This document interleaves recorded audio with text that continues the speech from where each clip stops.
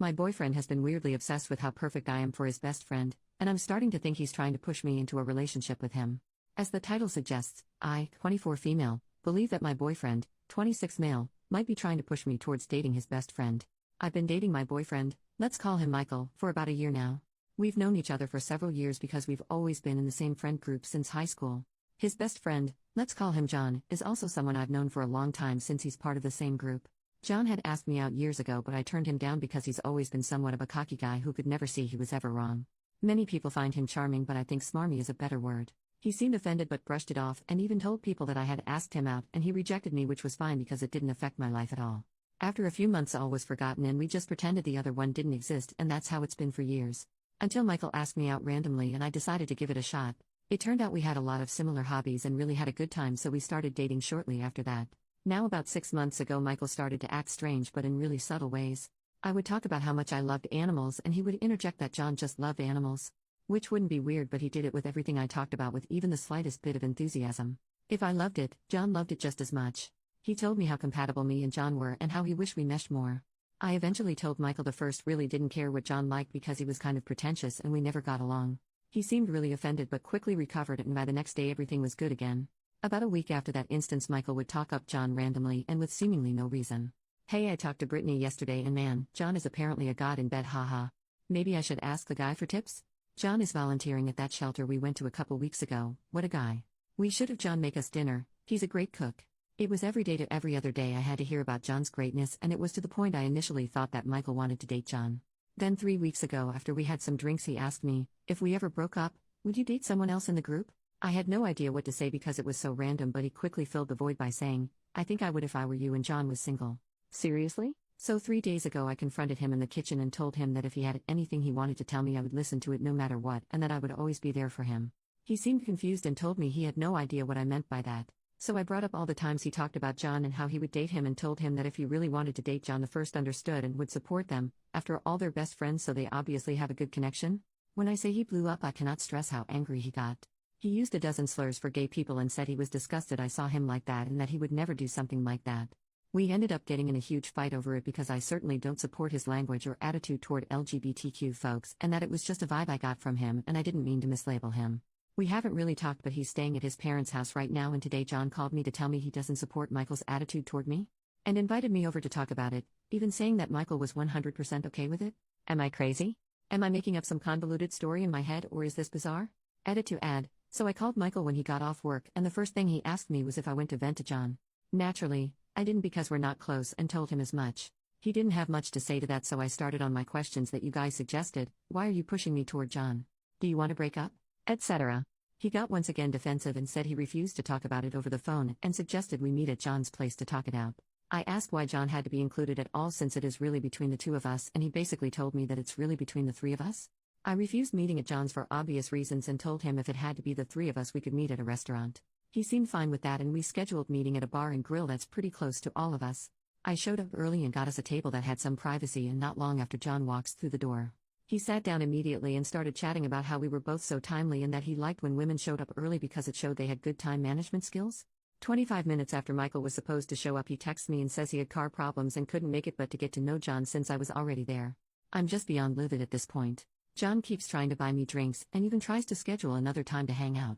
I confronted him about Michael pushing me toward him and he acted like he didn't know what I was talking about. I kept mentioning how Michael was talking about him to me and John just said that it made sense because bros have bros backs. I told him the brothers can have each other and left fuming. Michael's tried calling me 3 times, and John's tried 7.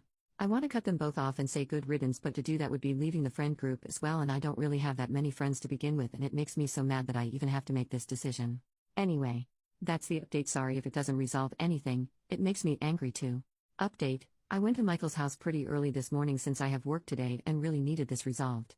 I had been up all night going back through the comments and trying to piece everything together, and honestly it was driving me crazy. Michael was alone when I got there, which was a relief because I pictured John showing up like a movie villain. He initially didn't want to let me in, which was really weird, but I told him I wasn't going to leave without talking to him about this. So he finally let me come in, and we sat down to talk. I asked him about last night, which he said he had car trouble but it was all fixed now. Convenient. I asked him a few more questions but was met with vague answers, so I decided to just cut to the chase and said, why do you want me to like John? Do you want me to date him? Do you want to have a threesome? What is it? Once again, instead of answering, he just watched me from his stupid chair and then had the nerve to ask me who I told my suspicions to. So I said I'd been running them through my head, but that my mom knew I was coming over to talk. She didn't, but he was starting to be really creepy. He got mad and said it wasn't like that and I was making him out to be the bad guy because they were, yes, looking for something long-term, not just a one-time thing. And now that all my suspicions were 100% confirmed, I told him you can't make plans including someone else without their consent, and that I would never be interested in anything with the two of them, and that I was no longer interested in anything with just him either. I started leaving and told him to never contact me again. Same goes for John, and he could share the message when he blocked my way out and said I had to hear him out and his side of the story. I told him I didn't want to nor care to, and that he needed to let me leave because my mom was expecting me in the next half hour. He started getting frantic, saying if he could just get John over there to explain, it would all make sense. So I ran out the back door and used the garden exit to get to my car and locked the doors immediately. He came outside and started pounding on my window saying I was making a huge mistake and that I'd regret this. I was bawling in my car when I backed it up to drive away. I'm pretty sure I drove over their mailbox by accident because the back of my car has a huge dent. My car was basically out of gas, so I had to stop even though all I wanted to do was put as much space between us as possible. Which is when I saw the dent, right when I was about to leave. Who else would call my name but his mom? She was on her way home from the grocery store and was worried because I looked like hell warmed over. I told her about everything that just happened and got more than a few stares from other people, but screw it, I guess I'm just the crazy lady at Maverick. His mom looked horrified for me and told me to stay as far away from him as possible. She told me to come sit with her in her car, where she proceeded to ask me when I met Michael, which was high school. She figured as much and said that in middle school, him and John ate a girl together and have a sealed record because they were minors and didn't mean to do it. She told me how sorry she was because she said it happened so long ago she thought he changed. She put him in therapy and thought he was better. She said if she had any idea there might have been a chance of this happening, she would have told me immediately. I just gave her a quick bye and I'm so freaking scared of everything right now. I'm going to my mom since they both know where I live. I sent a mass text out to everyone in the group detailing everything, and so far 3 people have said they support me, so that's good, I guess. What do I even do? I'm never talking to them again. I've already blocked them both on everything I could think of, but I've been getting hidden number calls since. I'm considering going into the police station to file a harassment complaint so that it's at least documented. My mom said she's going to call my uncle who works at the court and see what the next best step is. Thank you guys so much. I don't know if I would have confronted Michael without you guys confirming how weird this was. I'm terrified but glad that I at least know what's going on now. My mom's here as my support right now, and some of the girls are coming over later tonight just to make sure I'm okay. I'm sorry if this only makes some sense. The adrenaline still hasn't left me and my hands are unsteady. I appreciate every single one of you who took time to help me out because I think I got out just in time, honestly. Thank you guys. Last update. I'm so sorry it took me so long to update.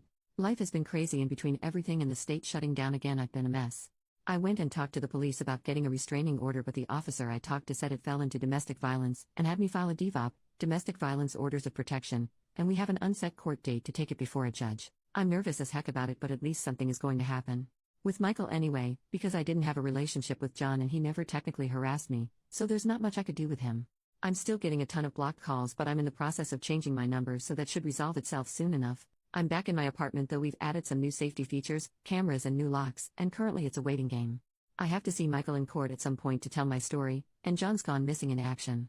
When the police went to talk to him, he wasn't home and hasn't been as far as anyone I talked to knows. I get weird letters left at my door, but they've all been delivered by the post office, so not much I can do about that. It's mostly rambling about love, which gives me the creeps.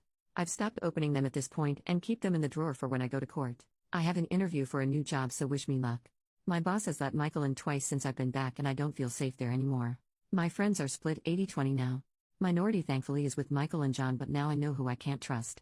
Anyone who listened to what I had to say and still think I'm being irrational because I led John on is a jerk. No way about it. So good riddance. Unfortunately, my mom wasn't left alone and someone broke her front window, so the police also had to show up for that one. It's been quiet for 2 days now. I'm not sure whether to be relieved or nervous. Does looking over your shoulder ever go away? I hope so. This feels more like a diary now than a post.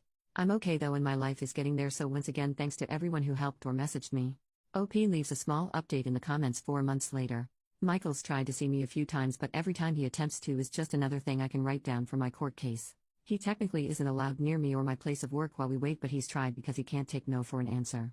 Most of my friends are still with me though, and I didn't realize how much I hoped they would be until it all calmed down and I still had them around to help me through everything. I got a new job and a new place to live after someone tried to break in when I was out of town. I finally got my day in court, and Michael can't be within 800 feet of me without me being able to call the police. He also can't go anywhere I typically go, which includes my new apartment building or job. The letters really helped with all that because everything else was just my word against his situation. I asked his mom to come as a witness, but she refused to talk against her son, so whatever. But yeah, basically, I'm breathing new fresh air around here. I've seen John twice in passing and it still gives me the creeps. He's not barred from being around me, so he makes it a point to show up, public places, when he can and just hang around like the weasel he is. But the police gave him a very stern and impromptu talk when he showed up to support Michael at court. I think I'm in the clear, but they just want me to know they're still around, which sadly there isn't much I can do to stop John anyway. Yeah, that's all for now. Thank you again to everyone for your advice and nice comments. It was very helpful, and I'm so grateful. Bye now.